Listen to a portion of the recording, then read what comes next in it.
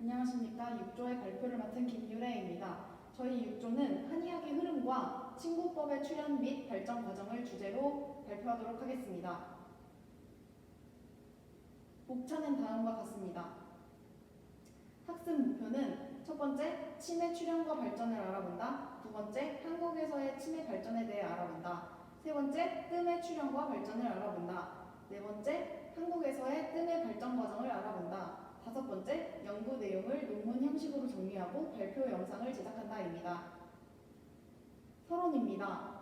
저희는 이번 논문에서 침과 뜸 두 가지의 역사를 시초부터 끝까지 총괄적으로 다룰 예정이고, 중국의 역사뿐만 아니라 우리나라에서의 침과 뜸의 역사를 함께 다룰 예정입니다.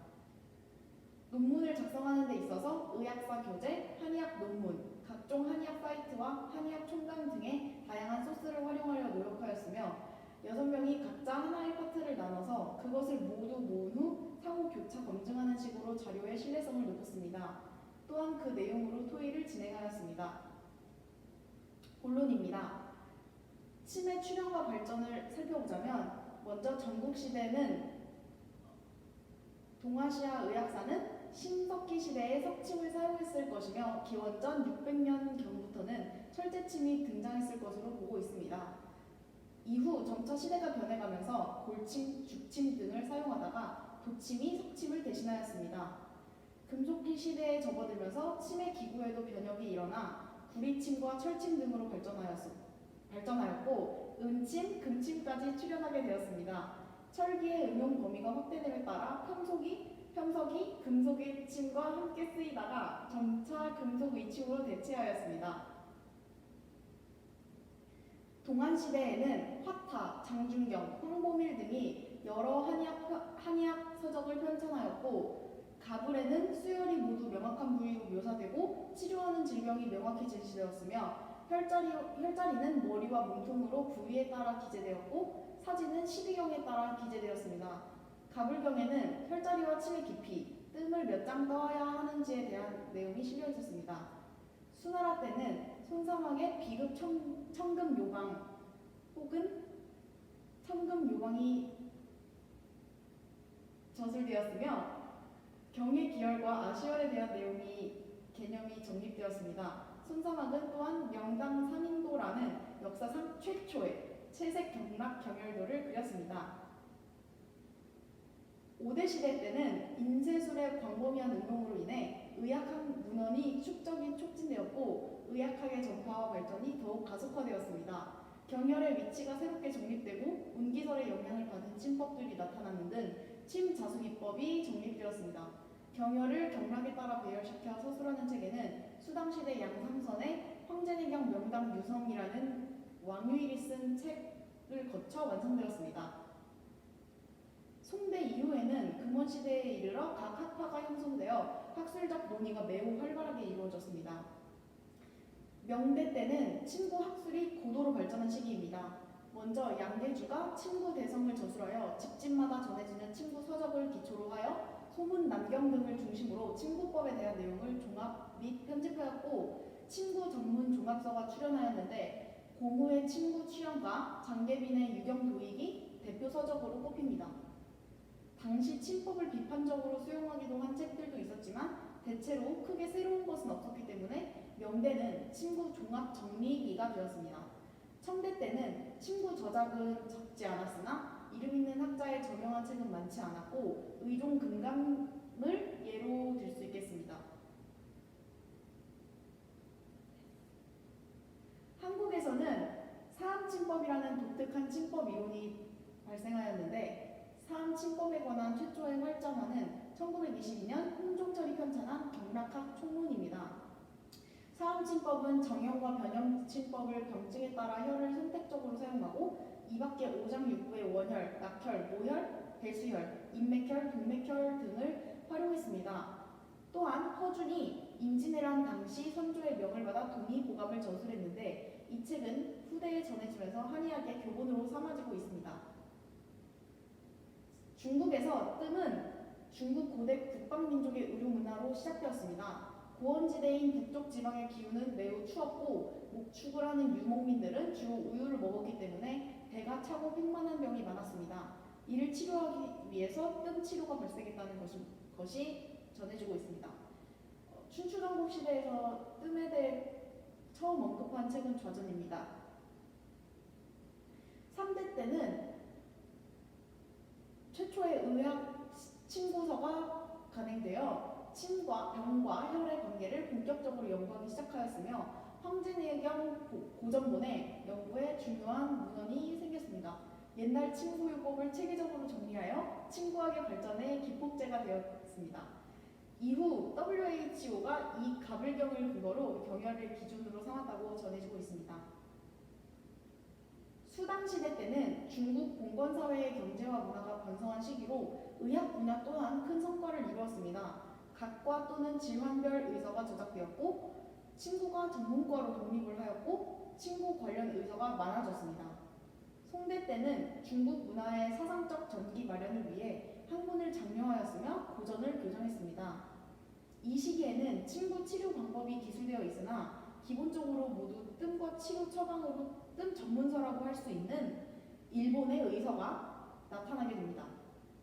금원시대 때는 황제 내경의 의학 이론을 기초로 하여 독자적으로 해석하고 설명하기 위한 의서가 많이 배출되었습니다. 그들은 향약뿐만 아니라 침구, 특히 뜸 요법을 매우 중시 여겨 임상 속에 끼워 넣었다고 합니다. 명대 때는 침구술이 고도로 발전하여 의사와 침사의 육성에 크게 공헌하였습니다. 청나라 시대 때는 임상 연구도 꾸준히 발전하여 현대 침구학에 큰 영향을 미치게 되었습니다. 한국에서도 역시 뜸이 발전했는데요. 고구려 시대 때부터 시작하여 신라시대, 고려시대, 조선시대까지 발전하였으며 조선 후기에는 허준이 동의보감에 침구편 1권이 별도로 마련되어 침구의 자법과 여러 각종 술법들이 정리되었습니다. 다음은 고찰입니다. 토론을 통해 침구법의 출현, 발전 과정과 의의, 장단점, 배워야 할 점, 궁금한 점에 대해 토론을 진행하였는데요. 자료를 정리하면서 침구학은 대략 신석기 시대부터 오랜 의료 역사에서 꾸준히 발전하며 현재까지 이르게 되었다는 것을 발견할 수 있었습니다. 2000년 이상의 역사를 가지고 있는 침구학이지만 시대에 따라 계속 변화하며 발전해가는 모습을 볼 수 있었습니다. 저희는 다음으로 조사한 내용의 장점과 단점에 대해서 토론을 해보았는데요. 먼저 장점을 살펴봄으로써 과거 한의학에서 사용되었던 침과 뜸의 형태나 방법 등을 조사하여 발전 과정을 이해하고 더 나아가 앞으로 발전해야 할 길에 대해 생각해 볼 수 있었습니다. 토론해보았던 장점을 얘기해보자면 우리나라에서의 침의 발전과 관련하여 신화 조사를 진행하여 한의학에 대한 이해의 폭을 넓힐 수 있었다는 점입니다. 단점에 대해서도 토론을 했는데요. 침의 기원이 석침부터 시작이 되었는데 그렇다면 왜 다른 재료가 아니라 돌이 침의 재료로 사용되었는지에 대한 내용이 나오지 않아서 아쉬웠습니다. 또한 진나라 때 침의 발전에 대한 부분은 내용이 없었다는 것입니다. 또 한국에서 침과 뜸의 최초 등장이나 사암침법의 등장 외에는 큰 변화가 없어서 아쉬웠습니다. 자료조사를 하다 보니 문헌 편찬이 시대별 발전 과정의 주된 내용이었기 때문에 그 문헌이 어떻게 편찬이 되었고 어떤 점에서 구체적으로 발전이 이루어졌는지에 대한 내용까지는 알기 어려웠습니다.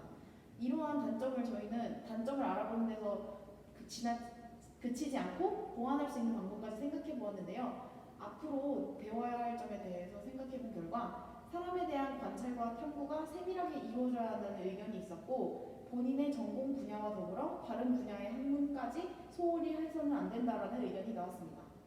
또한 본인이 경험한 지식을 혼자만 알고 있는 것이 아니라 지금 저희 조가 발표하고 있듯 여러 사람에게 알려야 한다는 의견 또한 제시되었습니다. 다음으로 저희 조는 궁금한 점에 대해서도 조사를 해보았습니다.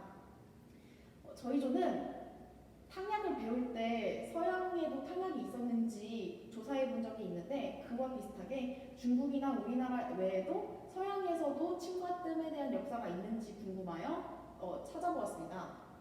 저희는 자료 조사를 본격적으로 하기 전에 먼저 의견을 제시했는데 조원들의 의견이 침에 대해서는 반반으로 나누어졌고 뜸에 대해서는 모두 서양에도 있었습니다. 것이라고 의견을 냈습니다. 그래서 왜냐하면 침은 뾰족한 도구로 치료를 했을 수는 있지만 침과 정확히 같은 형태는 아니었을 것이라고 생각했기 때문에 의견이 반반으로 나누어졌고, 뜸이라는 것은 불이라는 존재가 인간이 본능적으로 의지할 수밖에 없었던 존재였고 따뜻함을 가장 중요한 속성으로 삼았었기 때문에 따뜻함으로써 치료를 한다는 개념을 동서양을 불문하고 쉽게 등장할 수 있었다고 생각했기 때문입니다. 자료 조사를 통해 궁금증을 해결해보고자 하였는데요. 놀랍게도 서양에도 침술 치료와 뜸 치료가 모두 존재했을 가능성을 뒷받침하는 사례들이 있었습니다. 자료 조사를 통해 서양에도 침과 뜸의 개념이 모두 존재했다고 결론을 내렸고, 저희 조의 주된 주제는 아니지만 이 내용들을 조사하면서 고대의 서양에도 부항과 같은 치료가 있었다는 점까지 알게 되어 매우 흥미로웠습니다. 마지막으로 저희 조는 더 알고 싶은 점에 대해서 의견을 나누어 보았는데요. 저희 조에서는 한국에서도 침이 독자적으로 출현을 했는지, 혹시 했다면 어떤 방식이었는지 궁금하다는 의견이 있었고, 수나라와 당나라 시기에 등장했던 아시열의 개념이 왜 늦게서야 정립이 되었는지 궁금하고 알고 싶다는 의견이 있었습니다. 삼국시대와 남북조시대의 이 문화와 접촉한 시기로 인도 의학, 불교 문화와 접촉했다고 했는데 이런 것이 의학의 발전에 어떤 영향을 미쳤는지 궁금하다는 의견 또한 있었습니다.